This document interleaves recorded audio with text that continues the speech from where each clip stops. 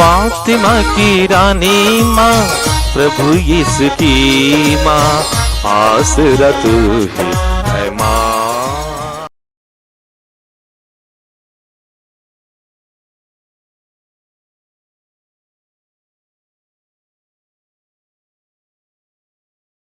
पहला पाठ उत्पत्ति ग्रंथ अध्याय 15 पद संख्याएं 1 से 12 और 17 से 18 तक।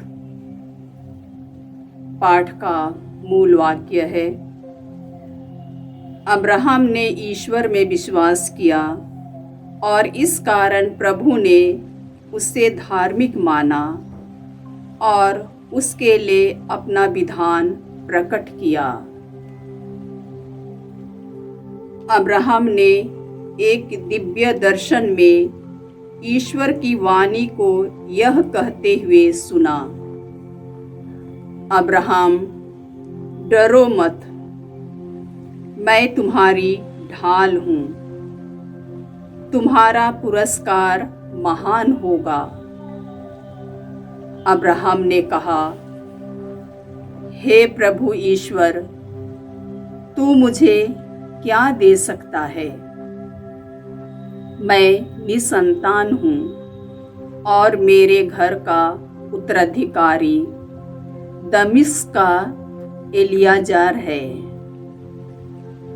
अब्राहम ने फिर कहा, तूने मुझे कोई संतान नहीं दी, मेरा नौकर मेरा उत्तराधिकारी होगा। तब प्रभु ने उससे यह कहा, वह तुम्हारा उत्तराधिकारी नहीं होगा, तुम्हारा औरस पुत्र ही तुम्हारा उत्तराधिकारी होगा। ईश्वर ने अब्राहम को बाहर ले जाकर कहा, आकाश की ओर दृष्टि लगाओ और संभव हो तो तारों की गिनती करो। उसने उससे यह भी कहा, तुम्हारी संतति इतनी ही बड़ी होगी। अब्राहम ने ईश्वर में विश्वास किया और इस कारण प्रभु ने उसे धार्मिक माना। प्रभु ने उससे कहा, मैं वही प्रभु हूँ जो तुम्हें इस देश का उत्तराधिकारी बनाने के लिए खलदाइयों के उर नामक नगर से निकाल लाया था। अब्राहम ने उत्तर दिया, हे प्रभु मेरे ईश्वर, मैं यह कैसे जान पाऊंगा कि इस पर मेरा अधिकार हो जाएगा? प्रभु ने कहा, 3 बरस की कलोर, 3 बरस की बकरी और 3 बरस का मेढ़ा, 1 पंडुक और 1 कपूत का बच्चा यहाँ ले आओ। अब्राहम ये सब ले आए। उसने उनके 2-2 टुकड़े कर दिए और उन टुकड़ों को आमने सामने रख दिया, किंतु पक्षियों के 2-2 टुकड़े नहीं किए। गीध लाशों पर उतर आए, किंतु अब्राहम ने उन्हें भगा दिया। जब सूरज डूबने पर था तो अब्राहम गहरी नींद में सो गया और उस पर आतंक छा गया।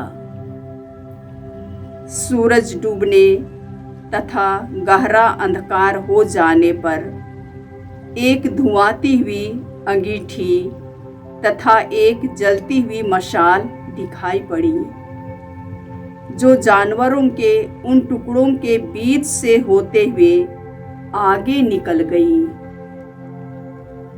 उस दिन प्रभु ने यह कहकर अब्राहम के लिए अपना विधान प्रकट किया, मैं मिस्र की नदी से लेकर महानदी अर्थात फरात नदी तक का यह देश तुम्हारे वंशजों को दे देता हूँ। प्रभु की वाणी। ईश्वर को धन्यवाद। भजन अनुवाक्य। प्रभु सदा अपना विधान याद करता है। प्रभु सदा अपना विधान याद करता है। प्रभु को धन्यवाद दो, उसका नाम धन्य कहो। राष्ट्रों में उसके महान कार्यों का बखान करो। उसके आदर में गीत गाओ, उसकी स्तुति करो, उसके अपूर्व कार्यों का बखान करो। अनुवाक्य। प्रभु सदा अपना विधान याद करता है। प्रभु सदा अपना विधान याद करता है। उसके पवित्र नाम पर गौरव करो। प्रभु को खोजने वालों का हृदय आनंदित हो। प्रभु और उसके सामर्थ्य का मनन करो। उसके दर्शनों के लिए तरसते रहो। अनुवाक्य। प्रभु सदा अपना विधान याद करता है। प्रभु सदा अपना विधान याद करता है। हे प्रभु भक्त इब्राहिम की संतति, हे प्रभु के कृपा पात्र याकूब के पुत्रों, प्रभु ही हमारा ईश्वर है। उसके निर्णय समस्त पृथ्वी पर लागू हैं। अनुवाक्य। प्रभु सदा अपना विधान याद करता है। प्रभु सदा अपना विधान याद करता है। वह सदा अपना विधान याद करता है। हजारों पीढ़ियों के लिए अपनी प्रतिज्ञाएं, इब्राहिम के लिए ठहराया हुआ विधान, इसहाक के सामने खाई हुई शपथ। अनुवाक्य। प्रभु सदा अपना विधान याद करता है। प्रभु सदा अपना विधान याद करता है। जय घोष। हालेलुया। प्रभु कहते हैं, तुम मुझ में रहो और मैं तुम में रहूंगा। जो मुझ में रहता है वही बहुत फलता है। हालेलुया। प्रभु आप लोगों के साथ हो और आपकी आत्मा संत के मत्ती साथ। के अनुसार पवित्र सुसमाचार हे प्रभु तेरी महिमा हो। अध्याय 7 और संख्याएं 15 से 20 तक। प्रभु यीशु ने अपने शिष्यों से कहा, झूठे नबियों से सावधान रहो। वे भेड़ों के वेश में तुम्हारे पास आते हैं, किंतु वे भीतर से खूंखार भेड़िए हैं। उनके फलों से तुम उन्हें पहचान जाओगे। क्या लोग कंटीली झाड़ियों से अंगूर या ऊंट कटारों से अंजीर तोड़ते हैं? इस तरह हर अच्छा पेड़ अच्छे फल देता है और बुरा पेड़ बुरे फल देता है। अच्छा पेड़ बुरे फल नहीं दे सकता और न बुरा पेड़ अच्छे फल। जो पेड़ अच्छा फल नहीं देता उसे कांटा और आग में झोंक दिया जाता है। इसलिए उनके फलों से तुम उन्हें पहचान जाओगे। प्रभु का सुसमाचार। हे क्रिस्त तेरी स्तुति हो। जय यीशु क्रिस्त में प्रिय भाई और बहनों, आज का पहला पाठ उत्पत्ति ग्रंथ अध्याय 15 से हैं और संख्याएं 1 से 12 फिर 17 से 18। इसमें ईश्वर ने अब्राहम के साथ एक विधान बनाया। पहले ईश्वर ने अब्राहम से कहा, अब्राहम मत डरो, मैं तुम्हारी ढाल हूं, तुम्हारा पुरस्कार महान होगा। तो यह सुनकर अब्राहम संदेश करने लगा। तो ईश्वर ने अब्राहम से कहा, आकाश की ओर दृष्टि लगाओ और संभव हो तो तारों की गिनती करो। उसने उससे यह भी कहा, तुम्हारी संतति इतनी ही बड़ी होगी। अब्राहम ने ईश्वर में विश्वास किया और इस कारण प्रभु ने उसे धार्मिक माना। तो इस विधान की शुरुआत में ईश्वर ने वादा किया कि उनके वंशज असंख्य होंगे और साथ साथ एक स्थान, विशेष स्थान उनके लिए दिया जाएगा। प्रभु ने अब्राहम से कहा, 3 वर्ष की कलोर, 3 वर्ष की बकरी, 3 वर्ष का मेढ़ा, 1 कबूत, 1 पांडुक का बच्चा ले आना और जानवरों को 2-2 टुकड़े करके अलग रखना है। पक्षियों को टुकड़ा नहीं करना है और उन दोनों के बीच से एक व्यक्ति इधर से उधर और दूसरा व्यक्ति जो विधान बनाता है उधर से इधर पार होना है। लेकिन जब सूरज डूबने को था तो अब्राहम गहरी नींद में सो गया और उस पर आतंक छा गया।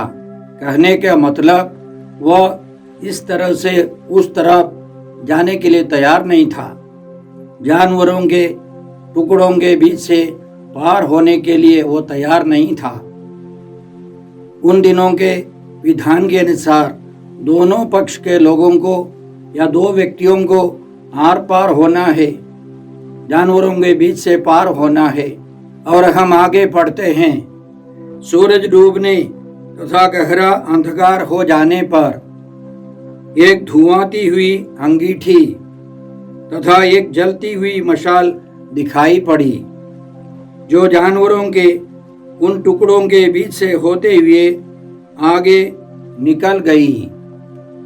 उस दिन प्रभु ने यह कहकर अब्राहम के लिए अपना विधान प्रकट किया, मैं मिस्र की नदी से लेकर महानदी अर्थात फरात नदी तक का यह देश तुम्हारे वंशजों को दे देता हूँ।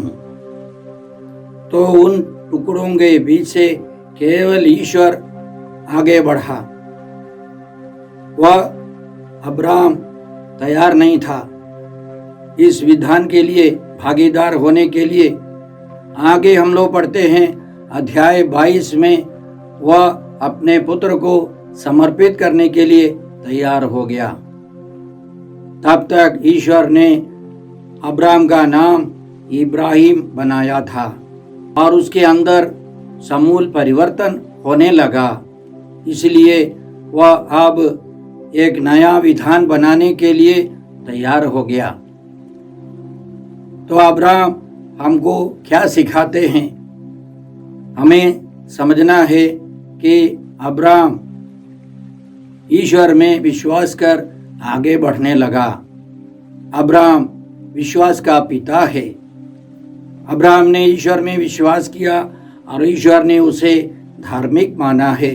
हमको भी ईश्वर में विश्वास करना है। उत्पत्ति ग्रंथ अध्याय 22 पद संख्याएं 17 और 18 इस प्रकार हैं। ईश्वर ने इब्राहिम से वादा किया, मैं तुम पर आशीष बरसाता रहूंगा। मैं आकाश के तारों और समुद्र के बालों की तरह तुम्हारे वंशजों को असंख्य बना दूंगा और वे अपने शत्रुओं के नगरों पर अधिकार कर लेंगे। तुमने मेरी आज्ञा का पालन किया है, इसलिए तुम्हारे वंश के द्वारा पृथ्वी के सभी राष्ट्रों का कल्याण होगा। उत्पत्ति अध्याय 15 में ईश्वर केवल आसमान के तारों के बारे में बताया। अब ईश्वर का कहना है आसमान के तारों के समान, समुद्र के बालू के समान इब्राहिम के वंशज फैलते जाएंगे, असंख्य बनता जाएगा। आसमान के तारे बाइबल पंडितों के अनुसार ये यहूदी है, इस्राएली है। समुद्र के बालू का मतलब है सभी गैर यहूदी, वे भी इब्राहिम के वंशज बनेंगे, इब्राहिम के द्वारा आशीष पाएंगे। ये सब यीशु में पूरा हुआ है। प्रभु यीशु के आने के कारण, उनके दुख भोग, मृत्यु और पुनरुत्थान के कारण प्रभु यीशु ने सबों को एकत्र कर दिया। यहूदी और गैर यहूदी, यूनानी और गुलाम सब यीशु के पक्ष में आते एक विश्वासी गण कलीसिया का गठन हुआ है। इसकी शुरुआत इब्राहिम से है। तो हम पिता ईश्वर को धन्यवाद देते हैं उनके विधान के लिए, हमारी मुक्ति के लिए, उनकी योजना के लिए हम धन्यवाद देते। इसलिए आज के पवित्र वचनों के द्वारा अब्राहम हमको सिखाता है कि हमको भी ईश्वर में विश्वास करना है, ईश्वर के विधान के अनुसार चलना है। हम यह कृपा मांगते हैं। आज के सुसमाचार में प्रभु अपने शिष्यों को सतर्क करते हैं कि झूठे नबियों से सावधान रहना है। इसके पहले प्रभु यीशु ने तरह तरह के विषयों पर अपना विचार, ईश्वर की योजना, ईश्वर की इच्छा प्रकट की थी। अब उनका कहना है इन शिक्षाओं से हटकर जो आते हैं, झूठे नबी बनकर आते हैं, उनसे सावधान रहना है। बाहर से भी आ सकते हैं, भीतर से भी आ सकते हैं। तरह तरह के लोग तरह तरह की शिक्षाएं देंगे, लेकिन याद रखें, संत यूहन्ना अपने दूसरे पत्र में लिखते हैं कि जो प्रभु यीशु की शिक्षा से आगे बढ़ता है उसमें ईश्वर नहीं है। प्रभु यीशु की शिक्षा के आगे जो जाता है वह ईश्वर की प्रेरणा से नहीं है। वह शैतान की प्रेरणा, इस दुनिया की प्रेरणा से या अपनी स्वेच्छा से आगे बढ़ता है, उसमें ईश्वर नहीं है। इसलिए संत पौलुस एफेसुस की कलीसिया की स्थापना कर उस कलीसिया से विदा लेने के पहले वहां के अध्यक्षों से यह कहते हैं, यह प्रेरित चरित अध्याय 20 पद संख्या 28 से, आप लोग अपने लिए और अपने सारे झुंड के लिए सावधान रहें। पवित्र आत्मा ने आपको झुंड की रखवाली का भार सौंपा है। आप प्रभु की कलीसिया के सच्चे चरवाहे बने रहें, जिसे उन्होंने अपना रक्त देकर प्राप्त किया। मैं जानता हूं कि मेरे चले जाने के बाद खूंखार भेड़िए आप लोगों के बीच घुस आएंगे, जो झुंड पर दया नहीं करेंगे। आप लोगों में भी ऐसे लोग निकल आएंगे जो शिष्यों को भटकाकर अपने अनुयायी बनाने के लिए भ्रांतिपूर्ण बातों का प्रचार करेंगे। इसलिए जागते रहें। तो यह स्वाभाविक है कि पवित्र कलीसिया के अंदर बाहर से या भीतर से खूंखार भेड़िए, झूठे नबी उत्पन्न होंगे, खड़े हो जाएंगे, वे गलत प्रचार करेंगे। हम कलीसिया के इतिहास को देखेंगे तो साफ पता चलता है, कलीसिया की शुरुआत से कई लोग प्रभु यीशु की शिक्षा से आगे बढ़ रहे थे। तीसरी सदी में आरियुस नामक एक पुरोहित जो दिमागी था, प्रभु यीशु के बारे में कलीसिया की शिक्षा से आगे बढ़कर कहने लगा, यीशु ईश्वर के तीसरे व्यक्ति में एक व्यक्ति नहीं है। यीशु केवल एक सृष्टि है, परम पवित्र तो है, लेकिन पिता ईश्वर ने यीशु को सृष्टि किया है। और आरियुस की पाखंडता से कलीसिया में भयंकर स्थिति पैदा हो गई, जिसका खंडन कई अच्छे नेतागणों ने किया। आज भी इसी तरह हमको सतर्क रहना है। इसलिए प्रभु यीशु हमको समझाते हैं कि उनके फलों से पहचानना है। अच्छा पेड़ अच्छे फल देता है। फल का मतलब है पवित्र आत्मा का फल प्रेम, आनंद, शांति, सहनशीलता, मिलनसारी, दयालुता, ईमानदारी, सौम्यता और संयम, ये सब प्रभु यीशु का गुण है, प्रभु यीशु का स्वभाव है। लेकिन कलीसिया में फल के अलावा वरदान, करिश्माई वरदान हो सकते हैं। वरदान हमको विश्वास के द्वारा मिलते हैं। यह बहुत शक्तिशाली एक औजार है, एक शस्त्र है। इससे बहुत फायदा है, लेकिन फल नहीं है। प्रेम, आनंद और शांति सब नहीं है। एक प्रचारक के जीवन में प्रभु यीशु का स्वभाव गुण नहीं है, तो पवित्र आत्मा से हटकर जीवन बिताने वाले उस व्यक्ति के अंदर शैतान भी तरह तरह के वरदान देना शुरू करता है और धीरे धीरे ऐसा व्यक्ति कलीसिया का विरोधी हो जाता है, कलीसिया के सदस्यों को भटकाता है, बर्बाद करता है। इसलिए सतर्क रहना है। आगे भी इसको समझाते हुए यीशु का कहना है, अंतिम दिन में सबके सब मुक्ति नहीं पाएंगे। जो प्रभु प्रभु कहकर पुकारते हैं वे सब स्वर्गराज्य में प्रवेश नहीं करेंगे। और कुछ लोग प्रभु यीशु से बोलेंगे, मैंने आपके नाम पर चमत्कार किए हैं, सुसमाचार सुनाया है।